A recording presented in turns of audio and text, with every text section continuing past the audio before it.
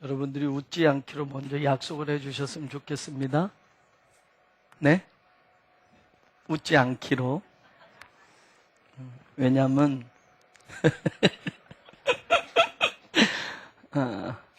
이 시편 23편을 제가 세계 사투리로 준비했습니다. 물론 인터넷에 나와 있는 거를 지금 컴퓨터로 뽑아서 한참 연습을 했어요.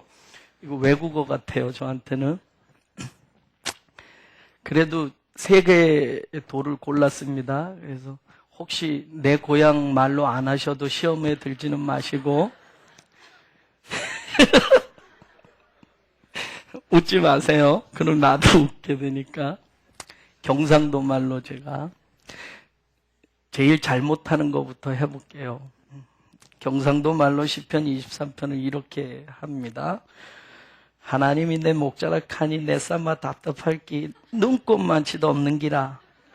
시퍼런 풀구덩이 내 디비지고 저 썬썬한 또랑가로 넬로 땡기신데 내 정신 챙기사 웃자든지 옳게 살아가시면 다 지체면 때문이라 안 카나. 내 삶아 죽을 뻔한 골짜구디 껌껌한 데서도 간띠 확 부하가 댕길 수 있는 기 그의 빽이 참마로 여간 아닌기라.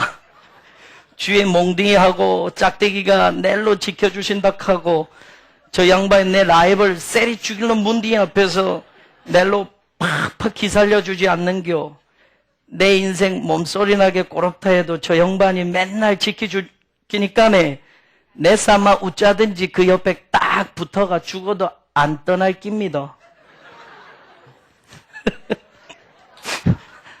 아니 이제 자 이제는 강원도 여보세요.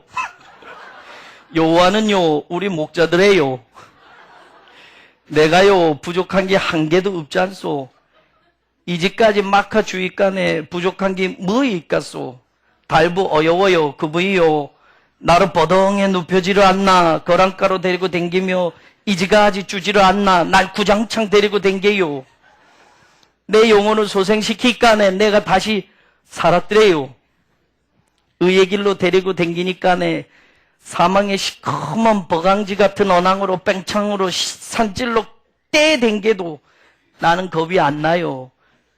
왜냐하면은 그분이 내하고 같이 댕기고 내가 잘못 가면은 짝대기를 가지고 막 세리떼니까네 주께서 원수 같은 놈들 앞에서 나를 상도 주고 찬지름으로 머리에 발라주고 하니까네 꽃부가 날부 어렵게 막 넘지 않소. 내 평생이 선하신가 인자심이 나를 따라댕기니까네 내가요 그분 댁에 날 구장창 같이 살 거래요. 이젠 전라도. 여호와는 거식이 뭐냐. 내 목자분께로 내가 시방 모지런 거 한 개도 없어 버려야. 그냥반이 시방 나를 쌈박한 거식이 그 뭐냐. 그런 풀밭에 나를 뉘어불고 쉬어불게 하려고 물가시로 데리고 가본단께. 그리고 내 영혼을 겁나게 끌어당겨 물고 거기서 집을 똑바로 살아라 해부러. 그리고 그냥반 이름 땜시 허벌나게 좋은 길로 데리고 가본단께.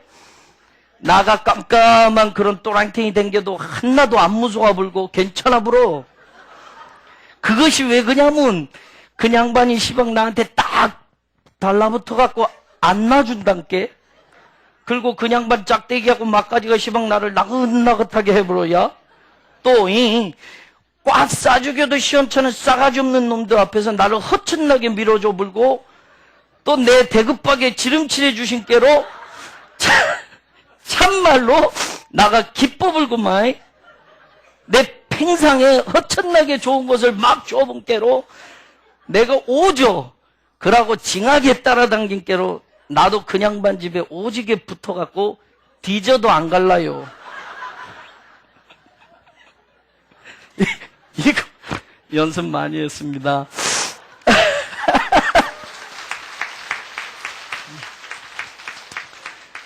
강원도 분이든 경상도 분이든 평안도든 함경도든 여러분 오늘 이 시편 23편을 우리가 읽으면서 한 가지 잊지 않았으면 좋겠습니다. 그게 뭐냐? 내게 부족함이 없으리로다. 여러분이 어떤 고향 사람이든 또 여러분이 지금 어떤 인생의 자리에 있든 오늘 시편 23편 이 1절 말씀, 여호와는 나의 목자시니 내게 부족함이 없으리로다 하는 이 고백이 지난 한 해의 우리의 고백이 되고 또 다른 새로운 한 해의 믿음의 고백이 되어서 정말로 하나님이 나의 목자 되시고 목자 되신 하나님을 따라가는 내 인생이 부족한 것이 하나도 없는 그런 복된 인생을 저와 여러분이 살기를 주의 이름으로 축원합니다. 여러분이 지난 한 해 어떻게 사셨나요? 정말 이 고백처럼 내가 부족함이 없이 사셨나요? 하나님을 믿고 하나님을 고백하며 사신 지난 한 해 동안 정말로 내게 부족함이 없었습니다 라고 오늘 이 밤에, 올해가 가고 새해를 맞이하는 이 밤에 여러분이 그렇게 고백하실 수 있습니까? 또 새로운 한 해를 여러분은 어찌 사시렵니까? 내게 부족함이 없으리로다. 이 다윗의 고백처럼, 다윗의 신앙처럼, 다윗의 인생처럼 저는 우리 교회, 우리 성도들이 이렇게 살 수 있기를 간절히 원합니다. 신명기 2장 7절에 보면 하나님께서 이스라엘 백성들을 출애굽시키시고 광야길 40년을 이끌어 오셨잖아요. 그리고 모세를 통해서 하나님이 신명기에서 이제 40년 생활을 다 마치고 말씀을 주시는데 모세가 이런 말을 해요. 네가 이 큰 광야에 두루 다님을 알고 내 하나님 여호와께서 이 40년 동안을 너와 함께 하셨으므로 네게 부족함이 없었느니라 라고 말합니다. 이게 모세를 통해서 이스라엘 백성들에게 들려주시는 하나님의 말씀이었어요. 40년 동안을 하나님이 함께 하셨기 때문에 너희들에게 부족함이 없었다라고 말합니다. 그런데 여러분, 정말로 하나님이 함께 하셔서 40년을 걸어갈 수 없는 길, 살 수 없는 길, 하루도 버틸 수 없는 그 광야를 40년을 살아왔는데 하나님이 정말 함께 하셔서 그렇게 부족함 없이 이스라엘 백성들을 여기까지 인도하셨는데 실제 삶으로 돌아가서 보면 여러분 출애굽한 지 한 달 만에 이스라엘 백성들이 뭐라고 이야기하냐면 출애굽기 16장 2절에 이런 말이 나와요. 신광야에 이제 거해서 한 달이 지났을 때쯤입니다. 우리가 애굽 땅에서 고기 가마 곁에 앉아 있던 때와 떡을 배불리 먹던 때에 여호와의 손에 죽었더라면 좋았을 것을. 한 달이 지났는데 출애굽해서 이제 하나님의 약속의 땅 가나안을 향하여 가는 그 여정에 한 달이 지났는데 한 달 만에 그들이 이야기하는 건 고기 가마 곁에서 고기 먹고 있었을 때, 애굽에서 떡 먹고 있었을 때 차라리 거기서 죽었으면 좋았을 걸 여기서 이렇게 고생하는구나 라고 말합니다. 40년 동안 함께 하셔서 부족함이 없게 하셨다라는 말씀을 40년이 지나서 하나님이 모세를 통해서 들려주시는데 실제 그 인생을 들여다보면 한 달 만에 이런 말을 합니다. 그런데 여러분, 이스라엘 백성만이겠어요? 우리는 어때요? 여러분, 우리가 가끔 성지순례를 가거나 또 선교지에 가면 여러분 외국 사람들의 먹거리 우리하고 안 맞아요. 저 또한 마찬가지예요. 며칠만 지나면 꼭 무슨 생각이 나냐? 한국 사람은 김치 먹고 싶고, 여러분 꼭 한국에 돌아가면 돼지고기 넣고 김치찌개 막 해서 먹어야지 이런 생각 나요. 그러니 여러분 한 달 정도 지났어요. 광야길을 걸어요. 여러분 애굽에서 가져온 음식 다 먹었어요. 그러면서 이스라엘 백성들조차도 애굽에서 고기 가마 곁에서 고기 먹었던 때, 우리가 떡을 배불리 먹었던 때, 그때 차라리 그렇게 거기에서 살다가 죽었으면 하는 생각, 여러분 우리하고 비교해 봤을 때 별반 다를 거 없어요. 그리고 또 시간이 지납니다. 물론 그 말씀을 듣고 하나님이 우리가 잘 아는 대로 해질 때에는 메추라기로 고기를 먹이시고 아침에는 만나로 떡으로 배부르게 먹이셨다라고 성경 출애굽기 16장 12절부터 나와요. 그 말을 듣고 하나님의 메추라기도 주시고 만나도 먹여주셨어요. 여러분 고기를 먹어요. 떡도 먹고 싶다니까 하나님이 만나로 떡도 먹여주셨어요. 저녁에는 메추라기로 고기를 먹고 아침에는 만나로 떡을 먹게 해주셨어요. 근데 또 조금 지나서 여러분 호르산을 출발해서 홍해길로 에돔 땅을 우회할 때에 민수기 11장에 보면 21장과 11장에 보면 이런 말이 나와요. 민수기 11장에는 이스라엘 백성들이 또 뭐라고 하냐면요, 우리가 애굽에 있을 때는 생선과 오이와 참외와 부추와 파와 마늘들을 먹은 것이 생각나거든. 이제는 이 만나 외에는 보이는 것이 아무것도 없도다. 이제 떡을 먹게 되니까 여러분 이제는 무슨 생각이 나냐면 생선도 먹고 싶고 오이, 참외, 부추, 파, 마늘도 먹고 싶은 거예요. 민수기 21장 5절에서는 또 이렇게 말해요. 하나님과 모세를 향하여 원망하면서 그들이 말하는 게 뭐냐, 우리 마음이 이 하찮은 음식을 싫어하느니라. 여러분 광야에서 이스라엘 백성들이 농사를 져서 이 떡을 먹나요? 광야에서 노력을 해서 메추라기를 고기를 먹나요? 아니에요. 하나님의 은혜로 먹었는데 이제는 어디까지 이야기하냐면 하찮은 음식이라고 폄하하는 이스라엘 백성들의 모습을 보게 됩니다. 그런데 40년이 지나서 하나님은 모세에게 너희들이 40년 동안을 하나님이 함께 하셨으므로 부족함이 없었다라고 말해요. 실제 삶은 이것도 먹고 싶고 저것도 먹고 싶고 이것도 갖고 싶어 했던 게 이스라엘 백성들의 삶인데 하나님은 모세를 통해서 내가 너희와 함께 했기에 40년 광야 생활을 부족함이 없이 여기까지 살아오게 되었다라고 말합니다. 그럼 오늘 우리의 지난 1년을 한번 돌아보십시다. 우리는 과연 어땠느냐 말이에요. 우리는 과연 정말로 내게 부족함이 없으리로다라는 이 다윗의 고백처럼 지난 한 해를 그렇게 살아왔느냐 말이에요. 하나님이 나와 함께 하심으로 내 인생에 부족함이 없습니다라고 고백하며 살아왔고 또 앞으로도 하나님이 함께 하신다면 내 인생에 부족함이 없을 것입니다라고 고백하며 살 수 있느냐 말이에요. 우리가 어느 때 나의 부족함이 없다라고 고백할 수 있는가? 오늘 시편 23편을 기록한 다윗은 하나님을 나의 목자로 믿고 살 때에 나에게 부족함이 없으리로다라고 고백합니다. 하나님을 나의 목자로 믿고 사는 것은 무엇입니까? 하나님의 양으로 철저하게 살라는 겁니다. 하나님이 진정 나의 목자라고 한다면 나는 하나님의 양으로 하나님의 말씀을 들으며 살아야 된다는 말입니다. 양이 하나님의 음성을 듣지 않으면, 양이 목자의 음성을 듣지 않으면, 양이 목자의 음성대로 따라가지 않으면 양은 살 수가 없다라는 겁니다.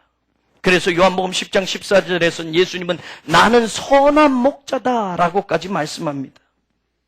그러면서 하시는 말씀이 나는 양으로 생명을 얻게 하고 더 풍성히 얻게 하려는 것이다 라고 말합니다. 예수님이 이 땅에 오신 것은 우리의 목자로 오셨고 그 목자 대신 예수님을 받아들인 우리에게는 하나님께서 생명을 얻게 하고 더 풍성히 얻게 하기 위해서 예수님 우리에게 보내셨다라는 이야기입니다. 그러나 삭구는 목자가 아니다라고 예수님이 말합니다. 품삯을 받고 그 일만 하는 목자는 선한 목자가 될 수 없다라고 예수님이 말합니다. 양도 제 양이 아니니 이리가 오는 것을 보면 양을 버리고 달아나는 것이 품삯 받고 일하는 목자지만 나는 양으로 하여금 풍성하게 만들고 생명을 얻게 하고 양을 위해서 죽을 수 있는 선한 목자다라고 예수님은 말씀합니다. 그래서 예수님은 요한복음 10장 3절에 양은 그의 음성을 듣나니 그의 음성을 아는 고로 따라오되 라고 말합니다. 사랑하는 여러분, 저는 우리 성도들이 내게 부족함이 없으리로다 라는 다윗의 인생의 이 체험과 믿음의 고백이 우리의 것이 되기를 간절히 원합니다. 그러려면 선한 목자 되신 주님의 음성을 들을 수 있는 우리가 되기를 원합니다. 하나님의 말씀에 전적으로 순종할 수 있는 하나님의 양들로 살기를 간절히 원합니다. 하나님의 양이기를 거부한다면 우리는 궁핍한, 우리는 부족한, 우리는 모자라는 인생을 살 수밖에 없다라는 겁니다. 오늘 나는 나의 목자 하나님을, 나의 목자 예수님을 진정 모시고 살고 있는가? 나와 하나님의 관계가 지금 어떤 관계인가를 다시 한번 돌아볼 수 있는 오늘이 되기를 간절히 원합니다. 하나님을 나의 목자로 고백하는 그 사람들에겐 하나님은 목자로 그의 인생을 책임져 주십니다. 오늘 그 말씀이 여러분 우리가 잘 아는 시편 23편에 나왔는데 이 말씀은 우리가 날마다 묵상하기도 하고 많이 듣던 말씀입니다. 그런데 저는 이 말씀 속에서 몇 가지 중요한 것을 하나님이 우리의 목자가 되신 분명한 이유가 여기에 있으므로 우리에게는 부족함이 없다라는 이 말씀을 여러분과 같이 나누려고 합니다. 오늘 성경에 보면 하나님이 나의 목자가 되셔서 내가 부족함이 없는 인생을 이루시는데 그 첫 번째가 뭐냐? 그가 나를 푸른 풀밭에 누이시며 쉴 만한 물가로 인도하신다라는 것입니다.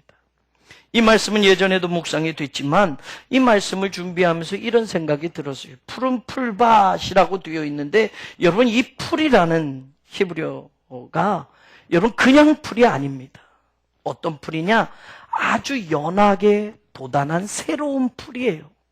그러니까 무조건 그냥 푸른 풀밭으로 목자 되신 하나님이 인도하시는 것이 아니라 새순이 돋아나서 정말로 맛있는 풀 이런 뜻이에요. 그냥 풀이 아니다라는 겁니다. 데쉐라는 이 히브리어는 연한 풀, 새로 돋은 풀입니다. 그러니 여러분 생각해 보세요. 양 가운데는 어린 양도 있고 어른 양도 있습니다. 아주 거칠은 풀은 여러분 어린 양이 먹기가 힘들죠. 그러나 하나님은 우리를 푸른 풀밭으로 인도하시는데 그냥 아무 풀이 자라는 푸른 풀밭이 아니라 푸른이라고 말한 이 단어는 초원, 목초지라는 뜻이고 풀밭이라고 말한 데쉐라는 이 말은 여러분 아주 연하게 맛있게 자라난 풀들을 이야기하는 겁니다. 가장 좋은 것을 먹이시는 분이 하나님이라는 거예요, 여러분. 그냥 풀밭으로 인도해서 양들에게 풀어놓고 먹어라가 아니라 가장 좋은 풀, 가장 연하고 맛있는 풀밭으로 하나님이 목자 되셔서 양들을 이끌어 가신다라는 거예요. 이 땅에 사는 동안 하나님은 우리가 무엇이 필요한지 아십니다. 아버지는 다 아신다고 요한복음에 예수님께서 말씀하지 않았습니까? 너희에게 필요한 것을 다 아신다고 말합니다. 그러니 너희들은 먼저 그의 나라와 그의 의를 구하는 인생을 살면 이 모든 것을 아버지께서 알고 계시니 너의 필요를 채우실 것이라고 말씀합니다. 하나님께서는 가장 좋은 것으로 우리에게 먹이시는 목자가 되신다라는 걸 믿으시기를 주의 이름으로 축원합니다. 내년 한 해는 여러분 기대하면서 사십시오. 그냥 풀이 아니라 가장 맛있는 풀로 이끌으시는 그 목자가 오늘 우리의 하나님이시고 그 하나님과 동행하는 인생이 될 때 내가 부족함이 없으리로다를 고백하는 다윗과 같은 믿음의 삶을 살게 될 줄로 믿습니다. 쉴만한 물가라는 것 여러분, 이 쉴만한이라는 이 단어도 여러분 맨호트, 맨화, 평안, 안식이라는 뜻이에요. 여러분 당연히 풀을 먹으면 양들이 물도 먹어야 되죠. 그런데 여러분 물을 먹어도 여러분 불안하게 먹으면 그것이 양들에게 도움이 안 돼요. 그러나 하나님은 우리의 목자가 되시면 그냥 물가가 아니에요. 여러분 가장 편안한 물가, 가장 고요한 물가, 가장 휴식을 할 수 있는 그런 물가로 인도하신다라는 사실입니다. 우리에게 불안이 엄습할 때가 있습니다. 우리에게 걱정과 염려가 찾아올 때가 있습니다. 그러나 여러분 믿으십시오. 하나님은 우리에게 가장 편안한 물가로 인도하시는 목자가 되신다라는 걸 믿으시기를 원합니다. 그 두려움이 하나님의 목적이 아닙니다. 하나님은 우리에게 평강을 주십니다. 하나님은 우리에게 샬롬을 주십니다. 하나님은 우리에게 가장 편안한 하나님의 안식을 주십니다. 그것이 우리의 삶의 자리에서도 마찬가지요.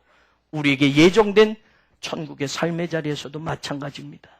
가장 편안한, 가장 쉴만한, 가장 고요한 어떤 것으로도 두렵지 않고 어떤 것으로도 위협을 받지 않는 그런 물가로 인도하시는 목자가 오늘 우리 하나님 되심을 믿으시고 내년 한 해를 그런 믿음으로 살게 되는 저와 여러분이 되기를 주의 이름으로 축원합니다. 오늘 성경은 또 뭐라고 이야기하냐면 여러분 3절에 보면 내 영혼을 소생시키시고 라고 되어 있습니다. 이 내 영혼을 소생시키신다라는 영혼이란 말은 여러분 생명 혹은 호흡 또 목숨 이 다 포함되는 말입니다. 그러니까 우리 인생 전체를 일컫는 말이에요. 그런데 소생시키신다라는 말에는 두 가지 중요한 뜻이 있습니다. 회복시키다라는 말이 있고요. 회개하게 하다라는 뜻이 있습니다.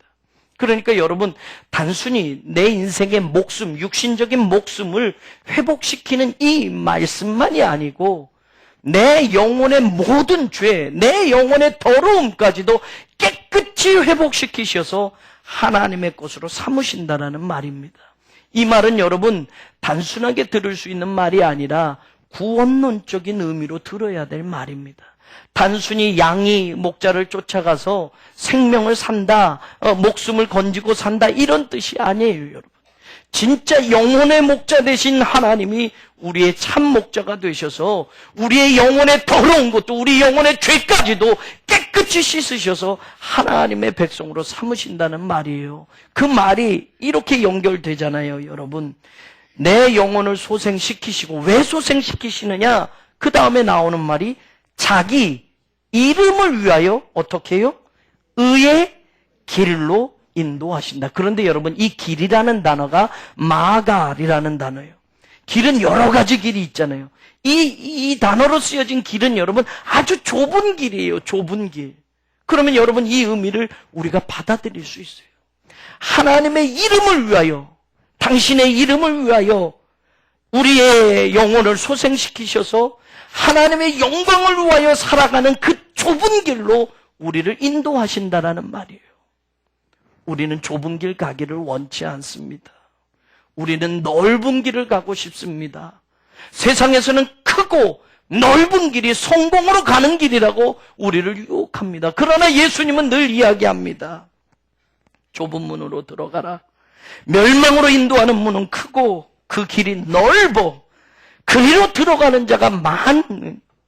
생명으로 인도하는 문은 좁고 길이 협착하여 찾는 자가 적음이라 라고 예수님이 말씀합니다.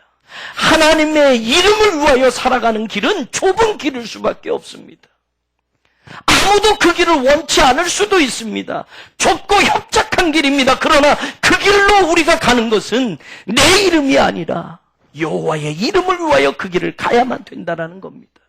예수 그리스도를 통하여 구원받았다고 한다면 우리의 남은 생애는 예수님을 믿기 이전에 나를 위해서 살던 삶이 아니라 이제는 하나님의 영광을 위한 삶으로 살아야 된다는 겁니다.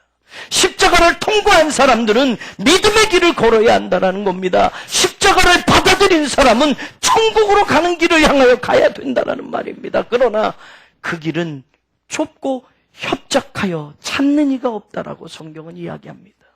오늘 하나님은 우리 교회를 소생시켜 주실 줄로 믿습니다. 오늘 하나님은 여러분의 인생을 소생시켜 주실 줄로 믿습니다. 왜 그렇습니까? 하나님의 영광의 이름을 위하여 사는 그 복된 길이 아무리 좁고 협착해도 그 길을 걸어가기 위하여 오늘 우리들의 모든 것을 회복시키시고 우리의 더러운 죄를 씻겨주셔서 하나님의 자녀들로 살게 하시는 그 길을 걷게 하신다라는 겁니다. 사랑하는 여러분, 푸른 풀밭, 쉴만한 물가만이 아니라 하나님의 백성이라고 한다면 이 땅에서 하나님의 이름을 위하여 살아야 할 그 좁은 길까지도 걸어가야 된다는 것을 믿으시기를 주의 이름으로 축원합니다. 그 길을 걸어가는 백성, 그 길을 걸어가는 하나님의 양떼들을 하나님은 푸른 풀밭과 쉴만한 물가로 인도하실 뿐만이 아니라 하나님의 영광의 이름을 위하여 살아가는 그 길로 우리들을 이끄셔서 하나님이 영광 받으시게 될 줄로 믿습니다. 저는 우리만 잘 먹고 잘 살고 잘 되고 복 받고 이 삶이 아니라 하나님의 이름을 위하여 준비된 교회로, 하나님의 이름을 위하여 쓰임받는 성도로 이 땅에서 우리 교회가, 우리 성도가 끝까지 쓰임받게 될 줄로 믿습니다. 내게 부족함이 없으리로다. 하나님의 나라와 하나님의 영광, 그의 나라와 그의 의를 위하여 먼저 구하라 하는 이 말씀이 오늘 저와 여러분 것이 될 때 그 믿음의 삶을 걸어가는 이들에게 부족함이 없이 하나님의 채우시는 놀라운 역사가 우리 것이 되게 될 줄로 믿습니다. 마지막 성경을 보면요, 4절에 보면 내가 사망의 음침한 골짜기로 다닐지라도 해를 두려워하지 않을 것은 주께서 나와 함께 하심이라. 여러분, 우리가 하나님이 우리의 목자가 되신다면 하나님은 우리와 함께해 주십니다. 그런데 여러분, 우리는 보통 여기까지만 생각해 봤어요. 하나님이 나와 함께 하신다, 사망의 그림자가 드리워진 골짜기로 다닐지라도 하나님이 나와 함께 하셔서 하나님의 막대기 지팡이로 나를 지키시고 보호하신다. 하나님이 함께 하시면 우리는 여기까지만 생각을 해요. 그러나 계속 이어져 나가는 말씀을 보면 하나님이 함께 하시면 여러분, 사망의 음침한 골짜기, 음침한이라는 이 단어는 그림자라는 뜻이에요. 사망의 그림자가 짙게 드리워진 그런 골짜기를 갈 때라도 하나님이 우리를 지키신다라고 말하는데, 그것뿐만이 아니에요, 여러분. 하나님이 우리와 함께 하시면 또 무엇이 달라지냐면, 우리가 아는 말의 마지막에 보세요, 여러분.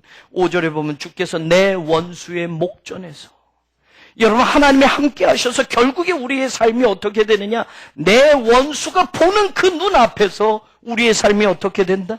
내게 상을 차려주신다. 하나님의 잔치상이 벌려진다라는 거예요, 여러분. 이 말은 궁극적인 구원의 자리로 우리가 인도함 받는 거예요. 여러분, 이 땅에서는 하나님을 믿는 것과 믿지 않는 것이 무엇이 다르냐, 어떤 혜택이 있느냐, 세상 사람들은 웃을지 몰라요. 그러나 마지막 때가 되면 하늘의 천국의 혼인잔치에 들어갈 수 있는 사람과 들어가지 못하는 사람은 하늘과 땅 차이가 될 것임을 우리는 깨달아야만 합니다. 하나님이 함께 하심으로, 하나님이 나의 목자가 되어주심으로 마지막에 원수들이 보는 그 목전에서 하나님 우리에게 잔치상을 베풀어 주십니다. 하나님의 잔치에 우리를 초대해 주십니다. 그리고 우리 한 사람 한 사람의 머리에 기름을 발라주십니다. 이스라엘 백성들은 이것이 무슨 뜻인 줄 압니다. 손님을 초대했을 때 가장 귀한 손님에게 귀한 기름으로 머리에 수염에 발라줬던 겁니다. 하나님이 그때 우리의 이름을 하나하나 부르시며 하나님의 그 잔치에 우리를 초대하신 그 놀라운 역사가 하나님이 함께 하시는 믿음의 삶의 마지막에 주어진다는 것을 믿으시기를 원합니다. 사랑하는 여러분, 하나님이 주실 상급은 세상 어떤 것과도 비교가 되지 않아요. 그래서 마지막 시편 23편에 다윗이 고백하는 게 뭡니까?